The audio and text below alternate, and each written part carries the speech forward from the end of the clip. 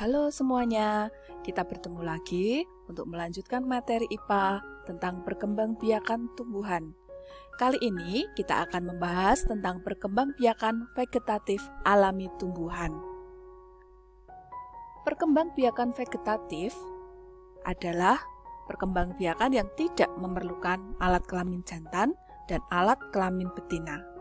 Perkembangbiakan vegetatif yang terjadi secara alami dilakukan oleh tumbuhan itu sendiri tanpa bantuan manusia.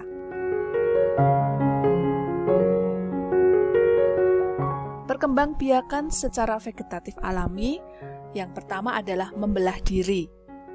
Membelah diri dilakukan oleh tumbuhan yang bersel satu atau tumbuhan-tumbuhan tingkat rendah.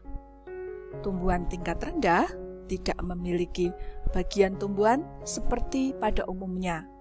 Tidak memiliki akar, batang, daun, bunga maupun buah. Proses pembelahan diri dilakukan dari satu sel menjadi dua sel. Tumbuhan tingkat satu atau tumbuhan tingkat rendah yang membelah diri ini hanya memiliki dinding sel, cairan sel, dan inti sel. Seperti tadi sudah disampaikan bahwa tumbuhan ini tidak memiliki bagian-bagian seperti tumbuhan pada umumnya. Ganggang hijau biasa kita temukan di perairan. Biasanya membentuk suatu kelompok yang membuat air di dalam perairan itu terlihat hijau atau seperti berlumut. Perkembangan berikutnya adalah dengan spora. Kita bisa melihat spora pada suplir atau pada tanaman paku. Biasanya terletak di bagian permukaan bawah daun. Spora bentuknya seperti serbuk yang mudah diterbangkan angin. Saat spora diterbangkan angin dan jatuh di tanah, maka akan tumbuh menjadi tumbuhan yang baru. Berikutnya adalah akar tinggal atau disebut rizoma atau rimpang. Biasa terdapat pada tumbuh-tumbuhan yang sering digunakan untuk bumbu di dapur, seperti jahe, temulawak, kunyit. Dan bisa dilihat di sini bahwa sebenarnya akar tinggal ini merupakan batang yang tumbuh di dalam tanah. Biasanya ini memiliki ruas-ruas dan dari ruas-ruas inilah akan muncul tanaman yang baru. Umbi akar dimiliki oleh lobak, wortel, dan dahlia.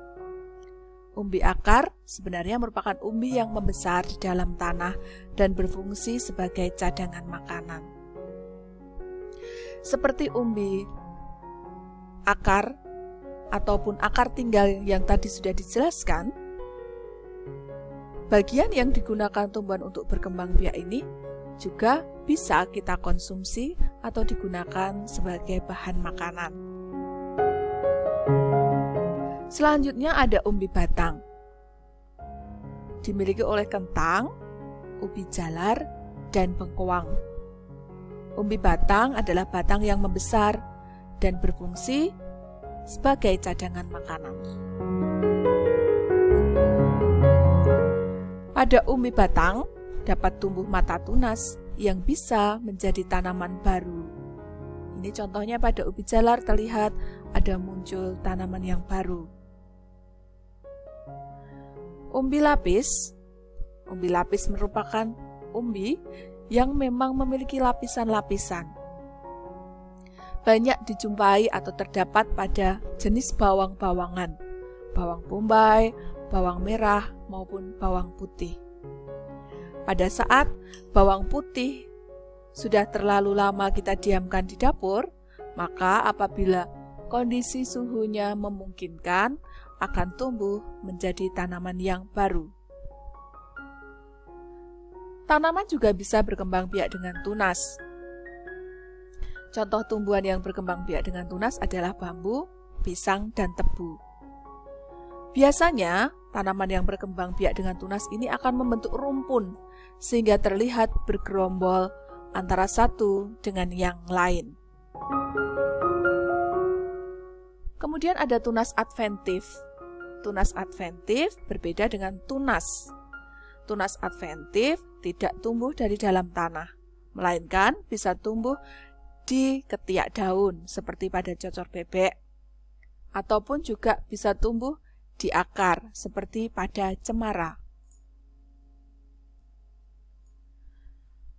Perkembangbiakan berikutnya menggunakan geragih atau stolon. Rumput teki, kemudian stroberi, dan ada beberapa jenis tanaman seperti tanaman hias ini terlihat berkembang biak dengan geragih. Geragih bisa terletak di atas tanah maupun di dalam tanah. Geragih sebenarnya merupakan batang, namun di ruas-ruasnya bisa tumbuh akar yang kemudian akan bisa tumbuh menjadi tumbuhan yang baru. Demikian tadi yang Ibu sampaikan berkaitan dengan perkembangbiakan tumbuhan secara vegetatif alami.